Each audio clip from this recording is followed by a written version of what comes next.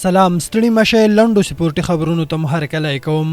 د افغانستان تکواندو ملي لوبډلې لوبغاړو محسن رضایی او حکمت الله زین په متحده عربي اماراتو کې د تکواندو په نړیوالو سیالیو کې د برونزو میډالونه ګټلي. په دې سیالیو کې د افغانستان په ګډون له 45 هیوادونو څخه 1819 لوبغاړو ګډون کړی وو. له افغانستان څخه محسن رضایی او حکمت الله زین په درې بریاو او یوې ماتې د برونزو میډالونه ترلاسه کړل.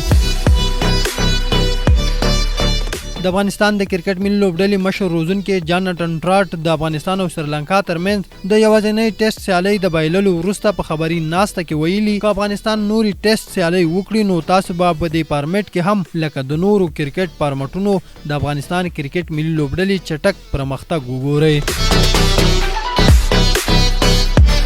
استرالیا له ویسټ انډیز څخه د یو ورځنیو سیالیو لوبلړۍ وګټله. د فبرورۍ په 2مه نیټه د کوربه استرالیا او ویسټ انډیز ترمنځ د 3 ورځنیو سیالیو لوبلړۍ پیل شوې وه چې استرالیا لومړۍ لوبه د 3 منډو په توپیر، دویمه او دریمه یې بیا په 8 وکټو وګټله او د 3 ورځنیو سیالیو اتلولي یې 0-3 په خپل نوم کړه. ټاکل شوی چې د سیالو لوبډلو ترمنځ د 3 ورځو سیالیو لړۍ د روانې فبرورۍ میاشتې پر 9مه نیټه پیل شي.